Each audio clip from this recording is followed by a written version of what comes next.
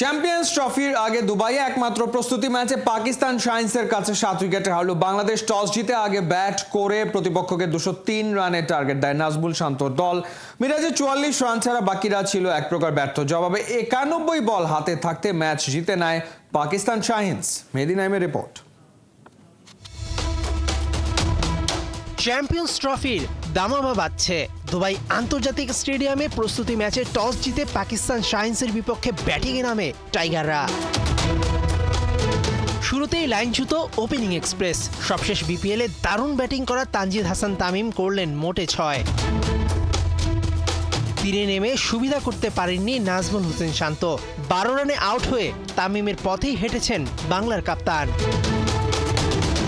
তবে তামিম শান্ত ব্যর্থ হলেও আরেক প্রান্তে দুর্দান্ত ব্যাটিং করেছেন সৌম্য সরকার। তার ব্যাটে ভর করেই শুরুর পাওয়ার প্লেতে 2 উইকেট হারিয়ে 60 রান তোলে বাংলাদেশ। তবে সৌম্যের ব্যাটের সুর কাটে 35 রানে রান আউট হলে। মিরাজ সাজঘরে ফিরেছেন হাফ সেঞ্চুরি না পাওয়ার হতাশা নিয়ে। ইনিংস সর্বোচ্চ 44 রান এসেছে টাইগার অলরাউন্ডারের ব্যাট থেকে। মিডল অর্ডারে মুশফিক জাকের আলীদের রানের চাকা স্লিপ খেয়েছে। তাতে 150 ছোঁয়ার আগেই 7 উইকেট হারিয়ে দিশেহারা টাইগাররা।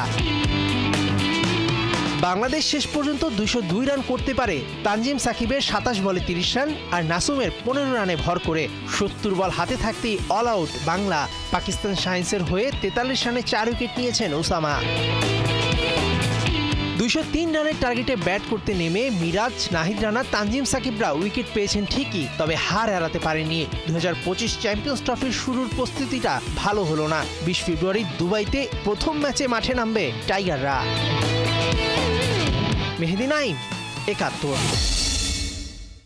চ্যাম্পিয়ন্স ট্রফিতে একের পর এক কঠিন পরীক্ষা। ভারত আর স্বাগতিক পাকিস্তান তো আছেই, তবে নিউজিল্যান্ড হতে পারে টাইগারদের সবচেয়ে কঠিন প্রতিপক্ষ। কদিন আগেই ত্রিদেশীয় সিরিজের ট্রফিটা উঠেছে ওদের ক্যাবিনেটে। 2000 সালে চ্যাম্পিয়ন্স ট্রফি জেতা কিউইদের বিপক্ষে টাইগারদের সম্ভাবনা কতটা, জানাচ্ছেন খালিদ জামিল।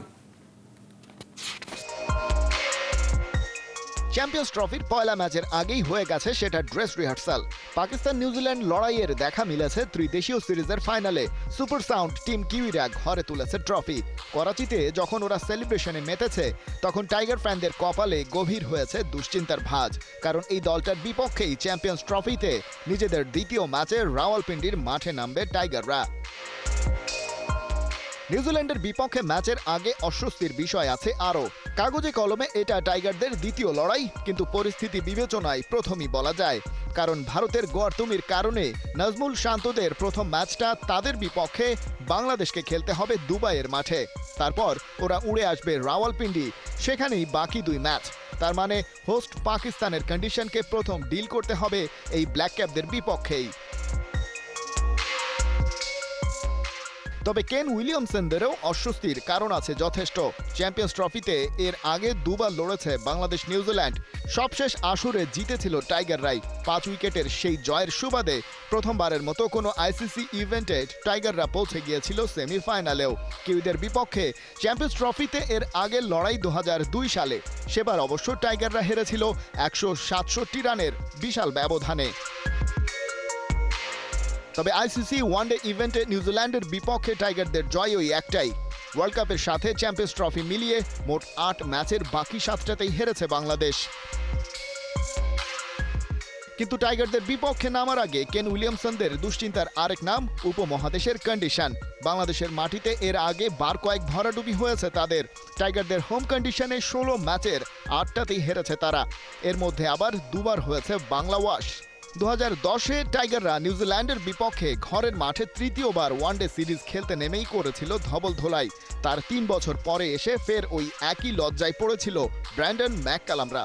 পরের হোম সিরিজটা ছিল 2023 সালে। সেবার অবশ্য বাংলাদেশ সিরিজ হারে 2-0 ব্যবধানে।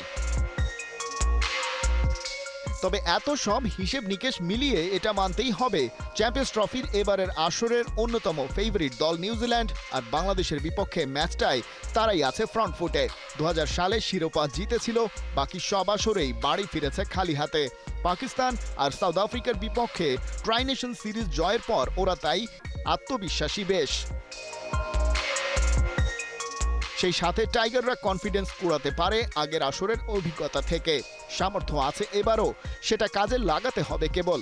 অতীত পরিসংখ্যান যাই হোক, ম্যাচের ফল তো নির্ধারিত হবে দিনের খেলায়। ব্ল্যাক ক্যাপদের বিপক্ষে সেই চমকের অপেক্ষায় গোটা বাংলাদেশ।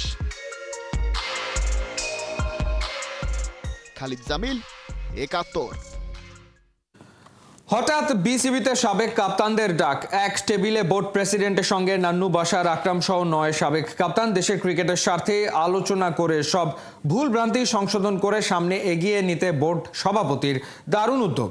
বিপিএল, ডিপিএল সহ দেশের ক্রিকেট কাঠামো উন্নয়নে ফারুক আহমেদ সব সাবেক ক্যাপ্টেনের পরামর্শ নিয়েছেন। নাইয়ান বিন জসিমের রিপোর্ট। সাকিবের সম্পর্কে থ্যাংক ইউ। সাকিব মাশরাফির প্রশ্নে উত্তপ্ত নাজমুল আবেদিন। ২ সাবেক ক্যাপ্টেনকে নিয়ে প্রশ্ন হওয়াটাও স্বাভাবিক, কারণ বিসিবিতে এদিন ছিল দারুণ একটা দিন। বিসিবির ইতিহাসে ফারুক আহমেদের নয়া এক নজির মুগ্ধ করবে দারুণ এই ছবি। এক্স ক্যাপ্টেনদের নিয়ে বোর্ড প্রেসিডেন্টের মিটিং, সেখানে থাকতেই পারতেন সাকিব মাশরাফি। প্রশ্ন ছিল, জুমে কি যুক্ত ছিলেন ২ সাবেক ক্যাপ্টেন? এটা কি করতেই হবে? এটা কি করতেই হবে?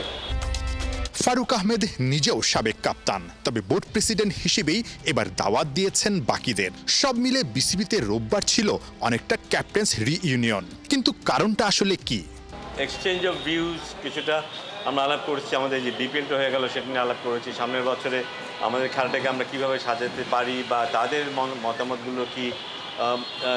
আগের অধিনায়করা ছিল এখানে, বাট তার চাইতে ইন্টারেস্টিং ব্যাপার হচ্ছে যে আমাদের কারেন্ট লিটন কুমার দাস এবং মমিনুল হক সৌরভ, তারাও এখানে ছিল। সো এখন ক্রিকেটের কী অবস্থা সেটা তারা সবচেয়ে ভালো জানে। সো প্রত্যেক অধিনায়কও তাদের মতো করে তাদের মতামতগুলো দিয়েছে যে কোন কোন এরিয়াতে আমরা একটু ভালো করতে পারি, কোথায় পরিবর্তন দরকার, কোথায় আমরা খুব একটা ভালো করছি না। সো এই সব কিছু মিলিয়ে আলাপ আলোচনা হয়েছে। আমরা ডেফিনেটলি এই বোর্ড সেই আলোচনাকে খুবই গুরুত্ব দিবে এবং সেটার উপর ভিত্তি করে হয়তো কিছু কিছু সিদ্ধান্ত হবে। সাবেক ক্যাপ্টেনদের মুখ থেকেই ফারুক আহমেদ শুনতে চেয়েছেন সদ্য সমাপ্ত বিপিএল এর ব্যর্থতা, ভুল ভ্রান্তি কোথায়, যার প্রেক্ষিতে আবার হয়েছে পরের বিপিএল গুছিয়ে নেয়ার পরামর্শ আর আলোচনা। বোর্ড প্রেসিডেন্ট শুনেছেন, পরামর্শ নিয়েছেন, দেশের ক্রিকেট উন্নয়নে কি করণীয় সেই নোটটাও রেখেছেন। এখানে সদ্য সমাপ্ত বিপিএল এবং আমাদের বিভিন্ন ঘরোয়া টুর্নামেন্ট নিয়ে কথা হয়েছে। মাননীয় সভাপতি ক্যাপ্টেনদের কাছে এই বিপিএল এবং অন্যান্য ঘরোয়া টুর্নামেন্ট আরও কীভাবে ইমপ্রুভ করা যায়, এটার কীভাবে আরও আকর্ষণীয় করা যায় সেই ব্যাপারে কথা বলেছেন। এবং বাংলাদেশের ক্যাপ্টেনরা তারা যে বিভিন্ন সময় যেমন বাংলাদেশকে তাদের যোগ্য নেতৃত্বের মাধ্যমে এগিয়ে নিয়ে গিয়েছেন, তারা তাদের সুচিন্তিত মতামত ব্যক্ত করেছেন এবং মিটিংটা খুবই ফ্রুটফুল ছিল। শত ব্যস্ততার মাঝেও মোহাম্মদ আশরাফুল, হাবিবুল বাশার, রাজিন সালে সহ ৯ সাবেক ক্যাপ্টেন হাজির। আরেক সাবেক ক্যাপ্টেন বিসিবি প্রেসিডেন্ট ফারুক আহমেদের ডাকে প্রথমবারের মতো এমন উদ্যোগে দারুণ খুশি সাবেক ক্যাপ্টেনরা। প্রথমে থ্যাঙ্কস আমরা প্রেসিডেন্ট ফারুক ভাইকে। কথাটা ছিল যে কীভাবে বিপিএল ডেভেলপ করা যায় এবং ওই টাইমটা কীভাবে আপগ্রেড করা যায় এবং এনসিএলের যে টি-20টার সময়টা, ওই সময়টাকে কখন কিভাবে শুরু করলে আর কি আমরা প্রপার এনসিএলটা ইউজ করতে পারবো, ইউটিলাইজ করতে পারবো সময়টাকে, এবং এনসিএল টি-20টা কখন আমরা ইউটিলাইজ করবো এবং বিপিএলটা আগামীতে যেন আর ভালো ফ্র্যাঞ্চাইজি আসে এবং ভালো টুর্নামেন্ট কীভাবে হবে, ভালো প্লেয়াররা, ফরেন প্লেয়াররা কীভাবে আসবে, ভালো ভালো প্লেয়াররা আমরা কখন পাবো, ওই হিসেবে আমরা মানে কথা বলা হয়েছে। শুধু সাবেক ক্যাপ্টেন না, ক্রিকেটের সব স্টেক হোল্ডারদের সঙ্গেই ফারুক আহমেদ আলোচনা চালিয়ে যাবেন। ভুলভ্রান্তি সংশোধন করে দেশের ক্রিকেটের স্বার্থে ক্রিকেটকে এগিয়ে নিতে সব চেষ্টাই চান করতে। নাহিয়ান বিন জসিম, ৭১। তবে কি আগামী মৌসুমের বিপিএল এর আগে 2টা টি-20 টুর্নামেন্ট হবে বাংলাদেশে? এবার এনসিএল টি-20-র ইম্প্যাক্ট স্পষ্ট দেখা গেছে। বিপিএল এর লোকাল ক্রিকেটারদের ধার আরও বাড়াতে ক্রিকেট কমিটি অব ঢাকা মেট্রোপলিসও নতুন উদ্যোগ নিচ্ছে। সিসিডিএম এর ভাইস চেয়ারম্যান মাসুদুজ্জামান জানিয়েছেন, ক্লাব ও ক্রিকেটারদের দাবিতেই আগামী মৌসুমে শীতের সময় গড়াতে পারে ঢাকা প্রিমিয়ার লিগ। সাইফুল রূপকের রিপোর্ট। আগের আসরগুলোর মতো এবার আর বিপিএলে তেমন সফল হতে পারেনি বিদেশিরা। ব্যাটে বলে লোকাল ক্রিকেটারদের আধিপত্য। ৫১১ রান তুলে টপ স্কোরার নাইম শেখ। তার ছন্দ ফেরার বড় কৃতিত্ব এনসিএল টি-20। বিপিএল এর ঠিক আগে ঘরোয়া ক্রিকেটের নয়া আসরটা লোকাল ক্রিকেটারদের টি-20 মুডে ফিরিয়েছে, যার ফায়দা বিপিএলে দুহাত ভরে নিয়েছে। এবার নাইম, অঙ্কন, বিজয়, আকবরদের মতো ক্রিকেটারদের জন্য সুখবর দিচ্ছে cricket committee of Dhaka metropolis CCDM। আগামী বছরের ঢাকা প্রিমিয়ার লিগের সূচির সাথে নতুন ফরম্যাট অ্যাড করে চমকি দিতে যাচ্ছে। আগামী বছর বিপিএল এর আগে ডিপিএল করা যায় কিনা সেটা নিয়ে আমরা কাজ করতেছি। নভেম্বর ডিসেম্বরের দিকে করতে পারি ফার্স্ট স্পেলে সিজনের, তাহলে এটা আমাদের একটা ইচ্ছা। ইন ফিউচার আমরা আমাদের সিজনের ফার্স্ট স্পেলটা খেলাবো, এরপরে সুপার লিগ, এরপরে সুপার লিগ শেষ হলে পরে আমরা এই ঢাকা প্রিমিয়ার ডিভিশনে যে ক্লাবগুলি আছে এই ক্লাবগুলিকে, এই সুপার লিগের এই ক্লাবগুলিকে নিয়ে আমরা একটা T20 প্লেয়ার বের করতে গেলে যদি বিপিএলকে আপনি প্লেয়ার যদি ইনজেক্ট করতে চান তাহলে তার শুধু লিগ পারফরমেন্স দেখলে তো হবে না, তাকে আপনার T20 পারফরমেন্সও দেখতে হবে। তাইলে জায়গায় গিয়ে আপনার ওই যারা ম্যানেজমেন্ট লেভেলের যারা হান্টিং করে বা প্লেয়ার চয়েস করে তারা একটা কনফিডেন্ট পাবে। গেল কয়েক মৌসুমের মতো এবারও মার্চ, এপ্রিল, মেতে গড়াচ্ছে ঢাকা প্রিমিয়ার লিগ। প্রশ্ন হলো কী কারণে CCDM নভেম্বর, ডিসেম্বরে আয়োজন করতে চাচ্ছে আগামী মৌসুমের ডিপিএল? এগুলি আসলে ক্লাবগুলিরও এরকম অভিযোগ আছে, প্লেয়ারদের অভিযোগ আছে, প্রচণ্ড রকমের টেম্পারেচার থাকে, তারপর আপনার রেইনি সিজন, বৃষ্টি থাকে, খেলা হয় না, রমজান এবং রমজানে একটা বাড়তি শারীরিক বাড়তি একটা চাপ থাকে, প্লেয়াররা রোজা রাখে খেলে। তো এই সমস্ত কিছু কনসিডার করেই এটাকে আসলে আগানো উচিত। আপনি তো জানেন যে প্রিমিয়ার ডিভিশন বাংলাদেশের সবচেয়ে বড় টুর্নামেন্ট। 22 ও 23 ফেব্রুয়ারি গড়াবে এবারের ঢাকা প্রিমিয়ার লিগের দলবদল। মার্চের প্রথম সপ্তাহে শুরু মাঠের ক্রিকেট। সাইফুল রূপক, 71। কমিটি বদলেছে, নেতৃত্বে এসছে নতুন মুখ, কিন্তু সুবিধাভোগীদের দৌরাত্ম্য কমেনি একটুও। বলা হচ্ছে বাফুফের কথা, এশিয়ান কাপ বাছাইয়ে ভারত ম্যাচ ও তার আগে সৌদি আরবে ক্যাম্পের জন্য জাতীয় দলের ম্যানেজার হিসেবে দায়িত্ব দেওয়া হয়েছে আমের খানকে। কিন্তু এই পোস্টের জন্য রীতিমতো তুলকালাম কাণ্ড ঘটিয়েছেন বাফুফের আর এক কর্তা। সোমবারের ন্যাশনাল টিমস কমিটির সেই মিটিংয়ে ঘটে যাওয়া ঘটনা তুলে এনেছেন পার্থ বণিক।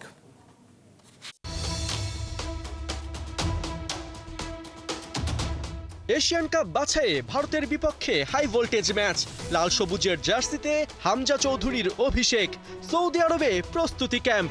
বাংলাদেশের ফুটবল লাভাররা যখন এই ম্যাচের জন্য গভীর আগ্রহে অপেক্ষা করছে, তখন বাফুফেতে ঘটছে একের পর এক চাঞ্চল্যকর ঘটনা, যেখানে ফুটবলের পরিবর্তে এক কর্তার সোনার হরিণের পেছনে দৌড়ানো রীতিমতো অবাক করেছে। আর এই সোনার হরিণের নাম জাতীয় ফুটবল দলের ম্যানেজারিয়াল পোস্ট।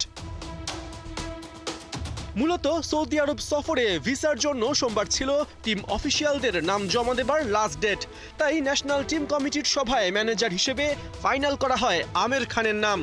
তবে ওই সভায় উপস্থিত 5 জনের সাথে কথা বলে খেলাযোগ 2 জনের মারফত জানতে পেরেছে এই ম্যানেজার পোস্টের জন্য সভায় উঠে পড়ে লেগেছিলেন বাফুফে সদস্য সত্যজিৎ দাস রূপু। ভেতরের খবর, ন্যাশনাল টিম কমিটির এই সভায় deputy chairman Imrul Hasan manager পোস্টের জন্য নাম আহ্বান করলে কমিটির সদস্য সাখাওয়াত হোসেন ভুইয়া আমের খানের নাম প্রস্তাব করেন। সাবেক ফুটবলার ও সবশেষ জাতীয় দলের ম্যানেজার হওয়ায় সিংহভাগই আমের খানকে সমর্থন জানান। তবে বেঁকে বসেন সত্যজিৎ দাস রূপু। তার দাবি, বাইরের কেউ নয়, বাফুফের কার্যনির্বাহী কমিটি থেকেই ম্যানেজার নিয়োগ দেয়া হোক। পরোক্ষভাবে নিজেকে জাহির করতে দিতে থাকেন একের পর এক যুক্তি। জানা গেছে আবাহনীর এই বিতর্কিত কর্তার জোড়াজুড়িতে এক পর্যায়ে মিটিংয়ে যুক্ত হন বাফুফে সভাপতি তাবিত আওয়াল। সে সময় সত্যজিৎ দাস রূপুর আবদারের বিপরীতে বাফুফে প্রেসিডেন্ট জানান ম্যানেজার হবে চুক্তিভিত্তিক, তিনি কাজ করবেন একজন ইসি মেম্বারের অধীনে।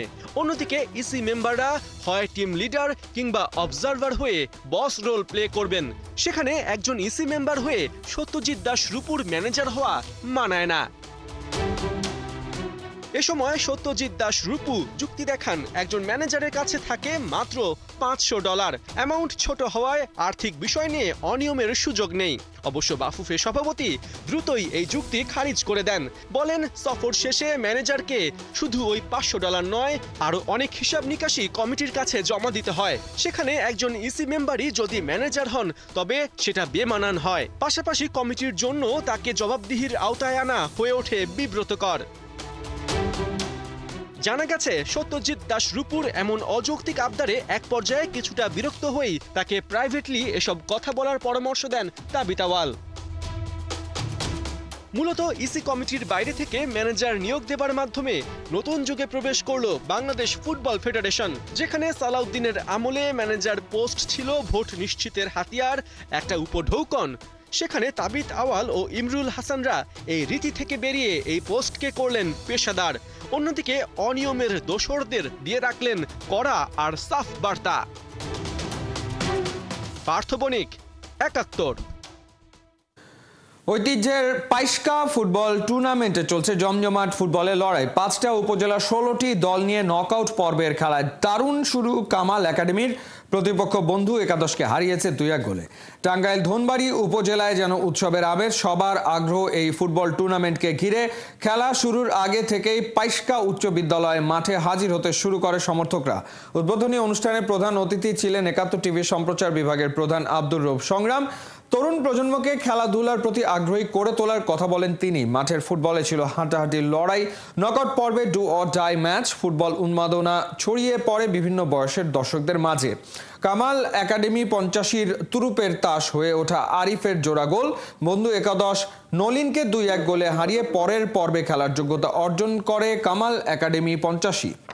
ধন্যবাদ। আজকের এই প্রত্যেকেরই একটি স্লোগান থাক, মাদক মুক্ত সমাজ চাই। মাদক মুক্ত সমাজ হলে আমরা ক্ষুধা এবং দারিদ্র্য বিমোচন করতে পারবো ইনশাল্লাহ। আর ঐতিহ্য পাইস্কা একটি বিরাট ব্যাপার। আমরা আশা করব সবাই ঐতিহ্য পাইস্কার পাশে থাকবেন।